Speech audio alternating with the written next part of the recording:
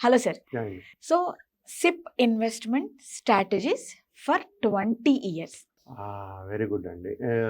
ప్రతి ఒక్కరు 20 సంవత్సరాలు జనరల్‌గా 20 సంవత్సరాలు, 30 సంవత్సరాలు, 25 సంవత్సరాలు మాట్లాడుకునేటప్పుడు హ్మ్. మ్యూచువల్ ఫండ్స్‌లో చాలా అంతంత సమయం కట్టాలా సార్? మేము కట్టలేం. మాకు ఉద్యోగం ఉంటదా లేదా అని ఆలోచిస్తుంటారు ఎగ్జాక్ట్‌లీ. చాలామంది. బట్ జనరల్‌గా మనం మాట్లాడుకునేది ఏంటంటే మేడం ఒక 25 ఇయర్స్, 30 ఇయర్స్ ఏజ్ పర్సన్ హ్మ్. ఇన్వెస్ట్‌మెంట్స్ అప్పుడే స్టార్ట్ చేస్తారు. వాళ్ళ థింకింగు వాళ్ళు లేకపోతే అప్పుడే స్టార్ట్ చేయడం మొదలెడతారు. జనరల్‌గా ఒక 30 ఇయర్స్ చేసినా 50 ఇయర్స్‌కి ఆ 20 ఇయర్స్ అయిపోతుంది. ఓకే. అదే 25 ఇయర్స్ స్టార్ట్ చేస్తే 35, 45 ఇయర్స్ కల్లా రిటైర్. హ్మ్. 20 ఇయర్స్ ప్లానింగ్ చేసుకుంటే హ్మ్. రిటైర్ అయిపోవచ్చు. హ్మ్. సో, ఇక్కడ మనం మాట్లాడుకునేది ఏంటంటే మేడం ఇవాళ 20 ఇయర్స్ సమయం ఉంది వాళ్ళ దగ్గర. ఎంత ఇన్వెస్ట్ చేసుకుంటే ఎంత కార్పస్ వాళ్ళకి క్రియేట్ అవుతది.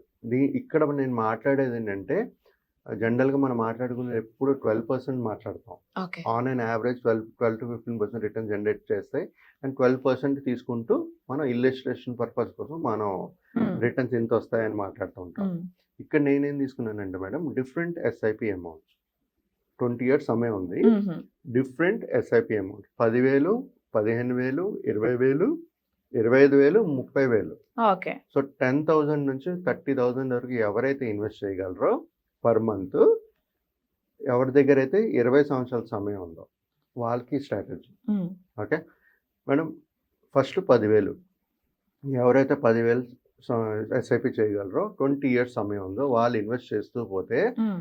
వాళ్ళ టోటల్ ఇన్వెస్ట్‌మెంట్ చేసిన total investment value 24 lakhs. Okay. Okay. ఇప్పుడు మనం మాట్లాడుకునేది రిటర్న్స్. హ్మ్. 10%, 12%, 15% 3 తీసుకున్నాను నేను. హ్మ్. మనకు గాని ఒక 10% గాని రిటర్న్స్ గాని జనరేట్ అయితే వాళ్ళకొచ్చే వెల్త్ క్రియేషన్ 76 లాక్స్. హుహుహు. 24 లాక్స్ ఇన్వెస్ట్ చేస్తారు. 10% గాని వస్తే 76 లాక్స్ మనకి వెల్త్ క్రియేట్ అవుతుంది. ఓకే. 12% గాని మనకి రిటర్న్స్ జనరేట్ చేస్తే ఆ! 99 lakhs. Okay. For 20 years. 20 years. 20 same హ్మ్. 20 ఇయర్స్. నెక్స్ట్ ఒకవేళ 15% రిటర్న్స్ గాని జనరేట్ చేస్తే హ్మ్. 1,52,00,000. హ్మ్. 10,000 సిప్పు, 20 సంవత్సరాలు ఇన్వెస్ట్‌మెంట్. హ్మ్. 10, 12, 15% రిటర్న్స్. ఓకే. జనరేట్ చేస్తే ఎంతొస్తుంది? 76 లాక్స్, 90 99 లాక్స్, లాక్స్ 1.52 1.5. క్రోర్స్. హ్మ్.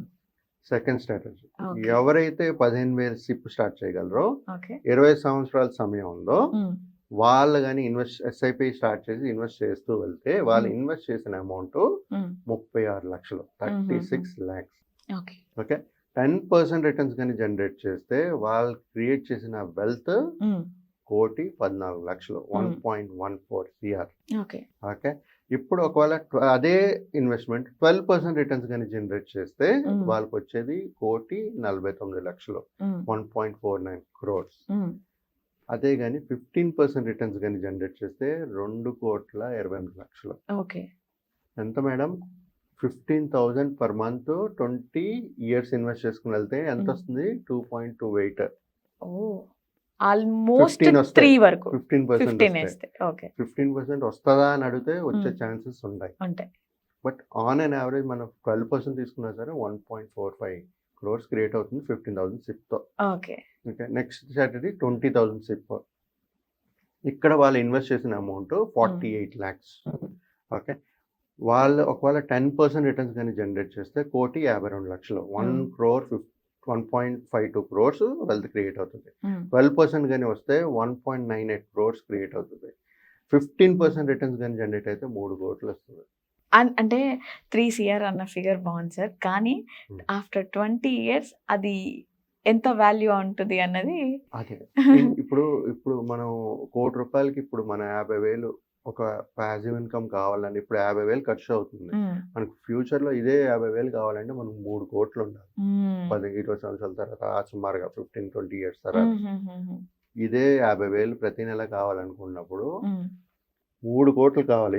ఇప్పుడు కావాలనుకుంటే మీకు రూ. 1,00,00,000 సరిపోతది. రూ. 1,00,00,000 పెడితే 50,000 ప్రతి నెల తీసుకోగలుగుతారు. ఓకే. కానీ 20 ఇయర్స్ తర్వాత మీకు కావాలంటే ఇదే 50,000 కావాలంటే మీకు 3 కోట్లు ఉండాలి. ఓకే. సో, ఇన్‌ఫ్లేషన్ పెరిగిపోతుంది కాబట్టి అప్పుడు ఈ 3 కోట్లు అనేది వాల్యూ ఉండదు. హ్మ్. సో, ఎవరైనా నేను చెప్పేదేంటంటే ప్రతి ఒక్కరికి మన ఫోకస్ ఎక్కువ ఉండాలి. ఓకే. వెల్త్ క్రియేషన్ ఎక్కువ ఉండాలి. Okay. Now coming to 25,000. 20,000 SIP మాట్లాడాం. 25,000 ఎవరైతే సిప్ వేయగలరో వాళ్ళు ఇన్వెస్ట్ చేసిన అమౌంట్ 20 సంవత్సరాల్లో 60 లక్షలు. ఓకే. వాళ్ళు ఒకవేళ 10% రిటర్న్స్ కానీ జనరేట్ చేస్తే 1,90,00,000 వెల్త్ క్రియేట్ చేస్తారు. 10%. ఓకే. ఓకే. 12% కానీ చేస్తే 2.48 crores క్రియేట్ అవుతుంది. 15% క్రియేట్ చేస్తే రిటర్న్స్ 3.80 crores వెల్త్ క్రియేట్ అవుతుంది విత్ 25,000 సిప్ అమౌంట్. నెక్స్ట్ 30,000 వెళ్దాం. 30,000లో వాళ్ళు ఇన్వెస్ట్ చేసిన టోటల్ అమౌంట్ 72 lakhs. 10% రిటర్న్స్ కానీ వస్తే 2.28 crores. ఓకే. ఓకే. 12% రిటర్న్స్ కానీ జనరేట్ చేస్తే 2.97 crores వెల్త్ క్రియేట్ అవుతుంది. Okay. And if it is 15%, 4.56 crores.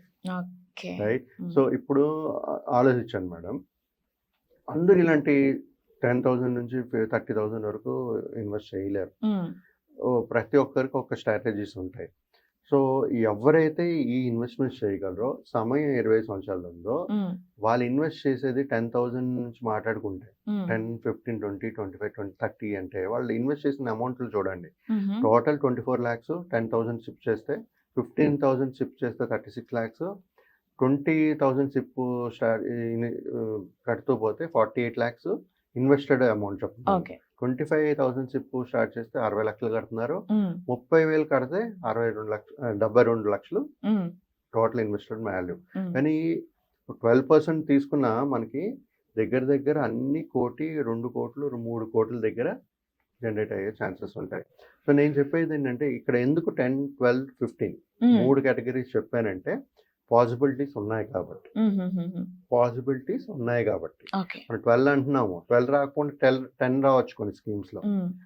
Okay. మనం మొత్తం పోర్ట్ఫోలియో అంటలేదు.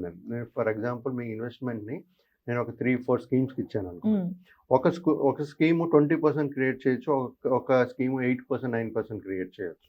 సో ఆన్ అండ్ యావరేజ్ చూసుకున్నా సరే ఒక 12 to 15% రిటర్న్స్ జనరేట్ చేసే ఛాన్సెస్ ఉంటాయి. ఓకే. సో ఎవరైతే ఒక యంగ్స్టర్స్ ఉంటారో, ఏజ్ మళ్ళీ ఇక్కడ ఇంపార్టెంట్. ఎప్పుడైతే యంగ్స్టర్స్ ఉంటారో రిస్క్ ఎక్కువ ఉంటుంది కాబట్టి మనం హై అగ్రెసివ్ స్కీమ్స్లో పెట్టాలి. అక్కడ రిటర్న్స్ బాగా జనరేట్ చేయాలి. But should be a long term strategy again. Okay.